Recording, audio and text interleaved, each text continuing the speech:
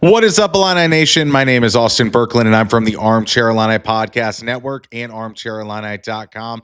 We are so excited that you made us a part of your day after that big Illini win, 75-69, that roadkill against the Iowa Hawkeyes in Carver Hawkeye Arena. That was a great first half by the Illini. It was a game where you were like, oh man, is this one going to be like one of those Michigan games that we've seen earlier on where Illinois finally just destroys an opponent? But the Iowa Hawkeyes, to their credit, came back in a big way and really made the Illini earn this victory in that 75-69 win.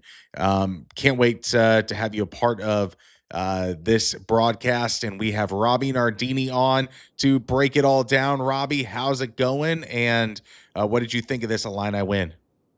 It's going great. Illinois got the big road win that we all wanted, beat the rival Iowa. So I'm happy as can be. Great win, 13-3. I thought we played very well and got the job done. Yeah, I mean, whenever I looked at this first half, I was like, okay, I can breathe easy. I can name the podcast title "Illinois Routes Iowa" and call it a day. But the defense kind of started to slip away once Bennett Sturts went out of the game because it feels like the Illini really focused their game plan on him, and when that foul trouble hit, they didn't really know what the B, C, and D options were for the Iowa Hawkeyes, and Iowa kind of took advantage of that. Yeah, definitely. I texted the same exact thing when they went on that run and Sturts came back in. Obviously, Sturts is the best player in Iowa and one of the best players in the country, but the defensive game plan was great towards Sturts. He wasn't playing well in the first half. Kylan did a phenomenal job, but I think once he went out, you kind of saw, okay, what are we doing? Why are they scoring on us so easily?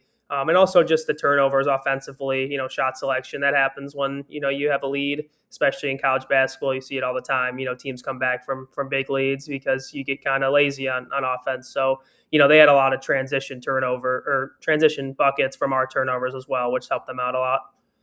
I mean, you can see it in the plus minus. It's so weird to see when the best player on your team has a minus 13, but the bench pieces that you see, like a Tate Sage had a 2.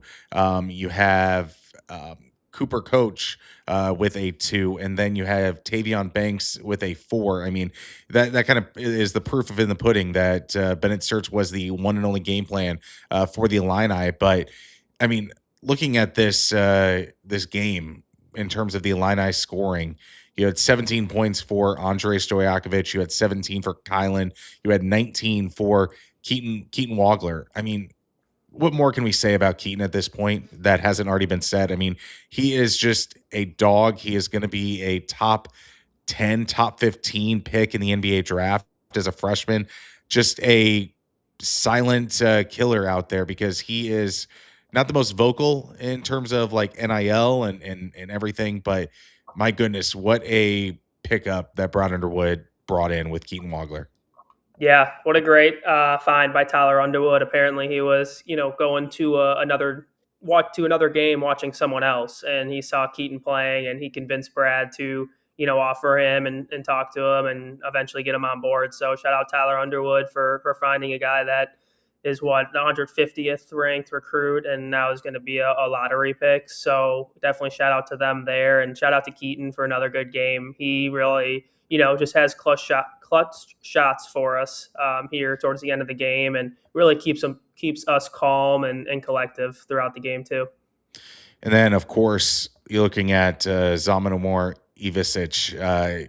Only had 8 points, but those threes that he had in the first half were pretty great as well. He just expands the floor for this offense. Even if he's not scoring, you always have to keep an eye on a 7-footer that can hit the 3-point shot. And it just feels like Big Z is playing with extreme confidence right now.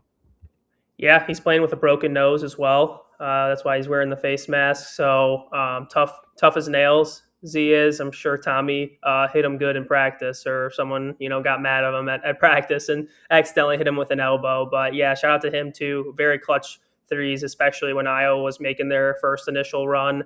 Was getting a little nervous here, and Z knocked down 2 back-to-back threes, and he's 7'2", so having that guy, on the 3-point line really be able to spread the floor, that makes more driving lanes for Andre, and we saw Kylan do it at the end of the game too.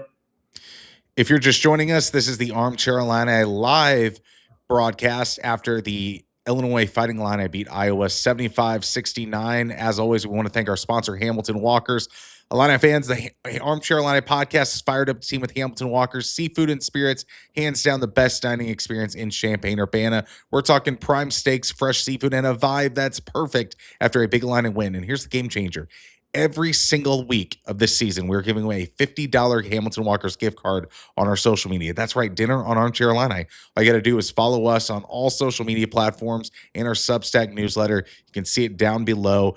X, Facebook, Instagram at Armchair Illini, and then follow Hamilton Walkers on Facebook, Instagram, and on X to get in on the action and experience Hamilton Walkers, where Champaign-Urbana comes to celebrate. So, what did you think the struggles really took place for this Illini in the second half offensively? I mean, there wasn't there were times where Illinois kind of just was stagnant offensively. Yeah, I think obviously a lot of our offense is getting isolation, people in isolation and trying to get matchup hunting, I should say.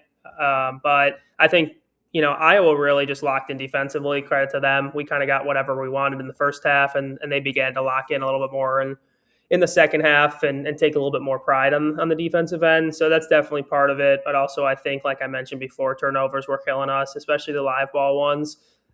Turned into a lot of layups, fast break points, and Iowa wasn't playing that well in the half court against us, so that gave them a few buckets and just late shot clock, bad shots. Kylan Boswell step back threes or just bad shots in general. So I think just staying locked in and staying with the game plan in the second half as well. Don't get lazy, don't get bored. I think that'll go a long way for more second halves when this type of stuff happens.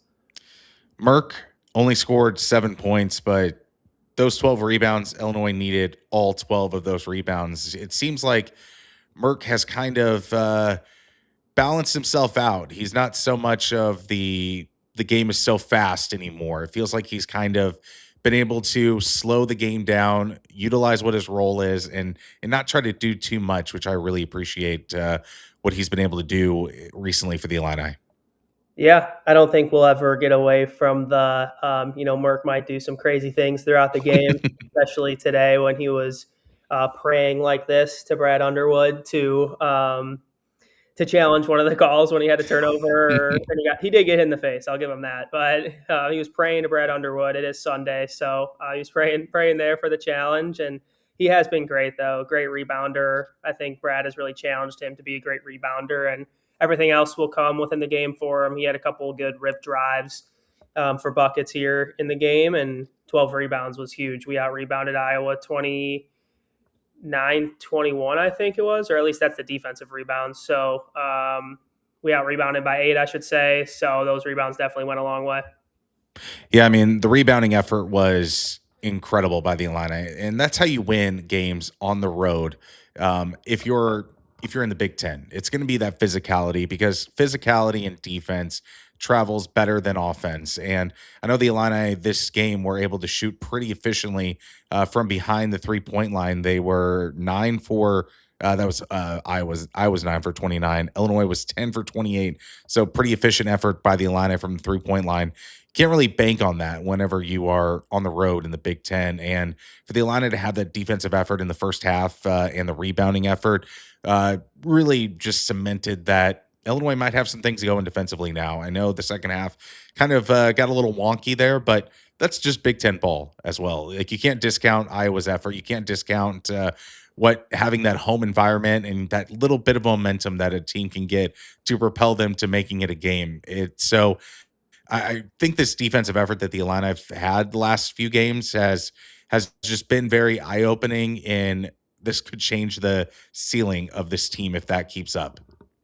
Yeah, I haven't checked the refresh KenPom numbers yet. I think Illinois was at 18 before the game, and they were at 40 before Mizzou. So they definitely take some pride in defense, especially over the holiday break. I was at practice, and they definitely did a lot of defensive drills before bragging rights, and I'm sure they're still doing that here every single day. So definitely improved defense, and we're going to need that if you want to make a deep run in March. And in terms of 3-point shooting, we shot 36% from three. That's great. Keep it above, 35, 34%. I think Illinois can win a lot of games with their rebounding and improved defensive effort. I mean, Kylan, just his ability to get a finger on a ball in every passing lane, that does so much in terms of just ruining the rhythm of an offense.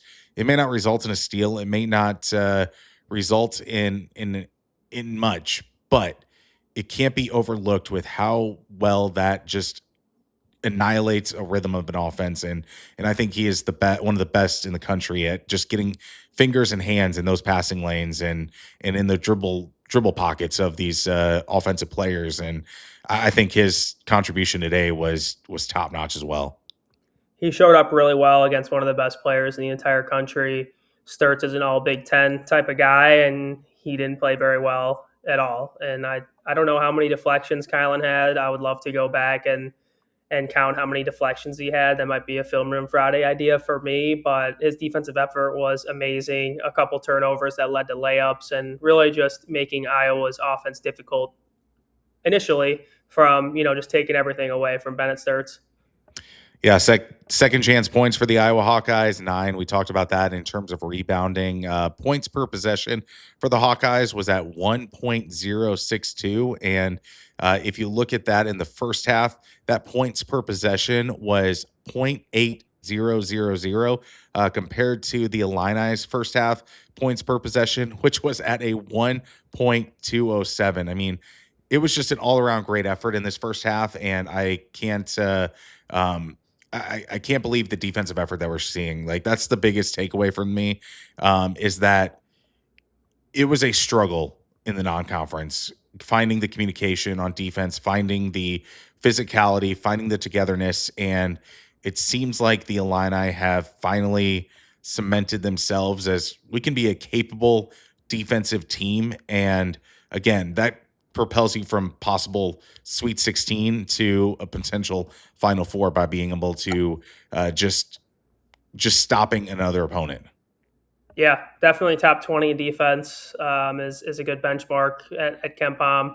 I think we saw against Nebraska, they really got whatever they wanted. That was pretty much a full defensive game. They scored at will, shot very well, and that was a wake-up call for Illinois. So if one loss at home to Nebraska, who hasn't lost, is what it takes to make this team, even better moving forward, I'll definitely take that. And, we're 13-3 now, so no complaints from me. If the defense keeps improving, sky's the limit. Yeah, we want to thank our other sponsor, the NIL store. The Armchair Illini podcast is pumped to team up with Campus Inc.'s official Illinois NIL store. Get officially licensed gear from your favorite Illini stars, Luke Altmaier, Kylan Boswell, the defensive force that he is, the Avicic brothers, and even Brad Underwood merch. Support your favorite Illini and use the code Armchair Illini for 15% off of your order. This is the Armchair Illini podcast. If you have any questions or any comments, make sure to put them in the chat. We'd be happy to reply to those and really get your thoughts on this game. We got Michael. He says, just jumped in listening to Coach on the radio. Thank you for joining. And he says, I to Alex Cheese, ILL. So we got some Illini fans listening. We appreciate you guys here listening to this live post game. What would you say the biggest lesson for the Illini is going forward from this game, Robby? Yeah, it's a good question. I think just staying mentally in the game. We came out ready, up 16 or whatever it was. Stay mentally into the game all the way through. I think we did a good job finishing the game. In the last 4 minutes or whatever, obviously we won the game. But even against Rutgers, we saw the defensive effort go down a little bit, saw the turnovers go up a little bit. So I think just staying mentally locked in, having that same effort and same mindset they had at the start of the game against Iowa, I don't think anyone can beat us if you keep that mental state throughout the whole game. Easier said than done, but that's what I would like to see moving forward. Who would be your MVP of this game? I'll go Kylan Boswell. I'm not even going to look at the stats. I think, people can say that Iowa looked better with Bennett Sturts off the floor, but I've said it already, and I'll keep saying it. He's a great player. You saw it at Drake. He beat Mizzou in the tournament, and now it's him and a bunch of, role players at Iowa, and they're still ranked in the top 25. They're still, going to be a tournament team because he's so good and so good in every action they have. and Kylan made it seem very easy for him, really just to slow him down. And Bennett wasn't shooting well until later in the game when he got a couple open shots and layups. So I'll definitely give Boswell the MVP there. He answered the call, especially after, Thornton lit him up a little bit and people were kind of giving him, some mouth on Twitter or whatever it was about his defensive effort. So shout out to him, and he's my MVP. Guess how many free throws the Iowa Hawkeyes shot this game, if you haven't already looked? It was 6 last time I checked. Maybe it was 1 or 2 more. Six. Yeah. 6 free throws this entire game for a Big Ten opponent. Like, that defense was incredible, just being able to defend without fouling. I know that the refs kind of allowed the two teams to play a little bit more. It was like one of your old school Big Ten matchups right until the last 3 minutes. It feels like the refs always seem to want to put themselves in the game or be a little bit less consistent than they have been the last 37 minutes in game action. So the Illini's ability there was a underrated aspect of why they won this game, was just being able to defend without fouling and not getting free points for the Iowa Hawkeyes. Yeah, and I think it's an underrated thing just with Illinois defense over the past few years too. That's really been their calling card. They play defense very well without fouling. Like you said, they only had 6 free throws. We're one of the best teams in defensive free throw rate, so we're not giving teams easy buckets or easy free throws throughout the game, which is another metric that can really help you throughout the entire game. And we shot 11 free throws, made 9 maybe, I think, if I'm looking at this correct, and Iowa made 6. So that's 3 points. We won by 6 points or whatever it was. So definitely a big factor in the game. And I said that in the pregame as well. Iowa has lost every game this season. They've lost 4 so far, and in all those games, they've lost the free throw make margin. So that was a big thing for me. Get to the line, get easy buckets, and that was definitely a difference in the game. Tomislav Ivicic, where are you at with him? What do you expect the rest of the way? Yeah, I think he's doing fine. I don't think we need to freak out too much. It's a little bit different role than he had last year. Last year was a lot of him and KJ. That was the entire offense, pick and roll. Obviously, you had Will Riley going, isolation and one-on-one as well. But he's kind of adjusting to a new role. I saw them try to get him the ball in post-ups a little bit more. So I think get him the ball in the post, make him feel comfortable. I think that'll go a long way. I think he needs to settle down with the turnovers. Those are a little bit too high for me, but for his usage, 3 turnovers today, which was way too many. Yeah, the turnovers are definitely an issue, but overall, I think he'll be fine. He's still, shooting the ball fine, and if he's open on pick and pops, I hope he has confidence to knock it down like he did once today. Yeah, this game took place in Carver Hawkeye. Obviously, great to get a road win. And you see Michael commenting that as well, saying, does Iowa fall out of the top 25? Answer that one for us, Robby. Yes, for sure. They lost to Minnesota by 3 before. So tomorrow they will be ranked outside the top 25 for sure. They're still projected tournament team, so definitely a great win on the road. And just like Michael said, any road win in the Big Ten is great. So I can kind of check KenPom here too. They only dropped 2 spots to 21 in KenPom, but they won't be ranked in the top 25 this week, I guess. Michael continues on and says what Coach said. Coach liked the total team effort, felt we fell off in the second half, but was able to withstand the Iowa comeback. He did question the hook foul. What were your thoughts on that hook foul? Yeah, bad call in my opinion. And again, just like when we did this pod after Texas Tech, when they called that flagrant on Kylan Boswell, it's like, all right, maybe it's a hook and hold, maybe not. For me, I would say no. Maybe I have a biased opinion, but it's also there's 30 seconds left in the game. It's a 50-50 call. You're giving Iowa 2 free throws and then the ball back. That could change the game so easily by one, 50-50 call. So I leave it alone, even if it was happening against Illinois. I don't want the refs determining the game. The players have played 39 minutes and 30 seconds. Let's just play ball. The Illini have been on the weird end of some weird calls at the end of games. You had that flagrant with Kylan. You've had the shot clock violation or not shot clock violation against UConn in Madison Square Garden, and now a phantom hook and hold at the very end of a game. So the Illini have had some weird ref encounters. So we'll have to see if that continues on for the Illini. Hopefully not. Hopefully it's determined by our stud athletes that we have in Champaign and not some zebras out there. But I just found that interesting. Hopefully it swings back our way. We've had 3 bad calls towards us. I mean, I've never seen someone get that call than the UConn game. I mean, I played basketball at a high level for years. I've watched college basketball for years. I've never seen someone at the half court just throw up their arms and shoot the ball, and then they actually call it a shooting foul. I mean, that was one of the worst calls I've ever seen in my life. Not to mention it might have even been a shot clock violation too. So hopefully we get some swinging back our way here. What are the biggest improvements you want to see from the Illini after this game? I think more of the same. Keep that defensive identity. You could easily kind of go off that mentality, and I don't think I want to see that from the Illini. We've improved so much on that end of the floor. I'm not worried about offense whatsoever. Stagnant, bad shots, turnovers, whatever. We have one of the best offensives in the country, so I'm not too worried about that. I just want to see them continue to lock in defensively and continue to just bring it every single game. Yeah, I mean, you look at the schedule coming up for the Illini as we close the book on the Iowa Hawkeyes. You got at Northwestern. You have a home game on January 17th against Minnesota. Home game at Northwestern too. What was that? Home game at Northwestern too. All hopefully going to be there, including me. So that's right, State Farm Center North. Then you have Minnesota in Champaign. You have Maryland in Champaign. And then your next biggest test, I'm not saying that Northwestern isn't a test because they've been playing pretty good basketball, at Purdue in January 24th. So there is a lot of good opportunities for the Illini to just continue the path, continue improvement until that Purdue game, which will be a massive, massive test.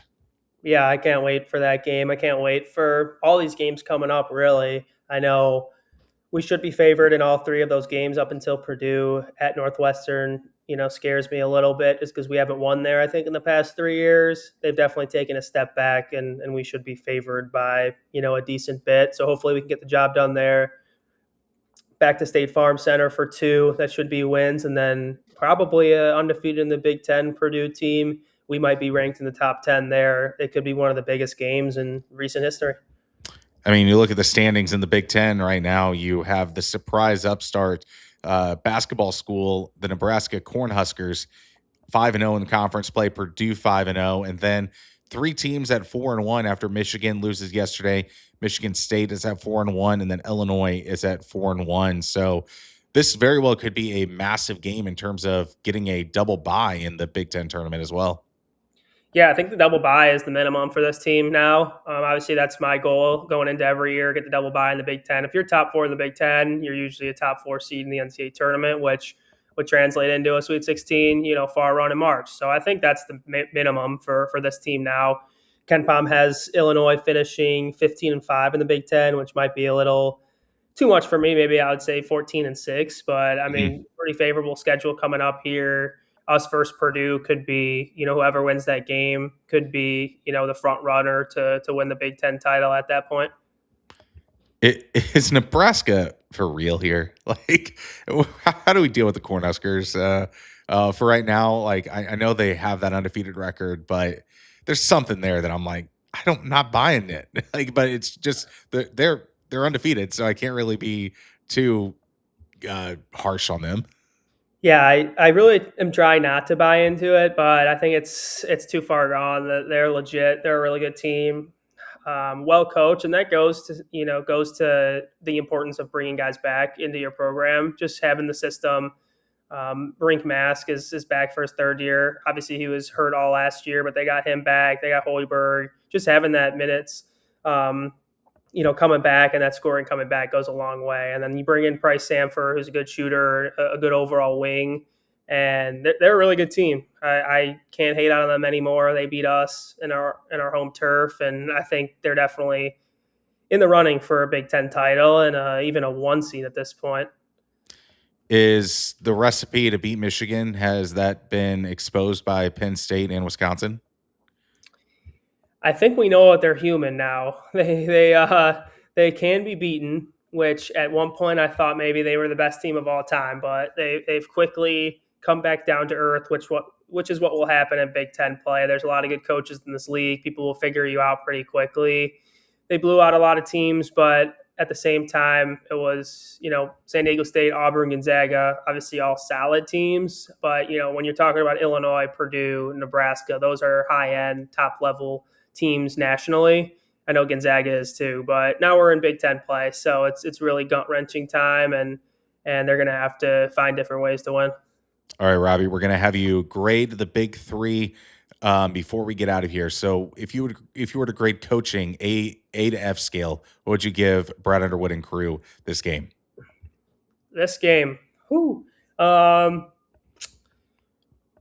I think I would do an A minus. I think if we would have blown them out, I would have given an A plus. And I think the defensive game plan was great. Offense was great right away. And I know we're historically bad in morning games, and he definitely had them ready to go today and ready to execute. So that's why it's an A minus, maybe not a A or an A plus, just because we kind of let them back in the game after being up 16. Like I said, that's going to happen on the road against good teams, so I'm not too worried about it. But I'll give him an A minus for this game. And then for the offense, what would you grade? What would you grade them? I'll do an A for the offense. 75 points versus an Iowa team that plays really slow and good defensively. I thought Illinois would score 75. Actually, my pregame prediction was 75-73. I said if Illinois scored 75 points, they'll win the That game. was close. Yeah. I figured if they scored 75, they'll win the game. Usually that's not the case. If you're playing against someone that's a faster type team, you got to score 80, 85. But I think we shot the ball well. Keaton stepped up when we needed to. A lot of different guys scored the ball, so I'll give him an A there.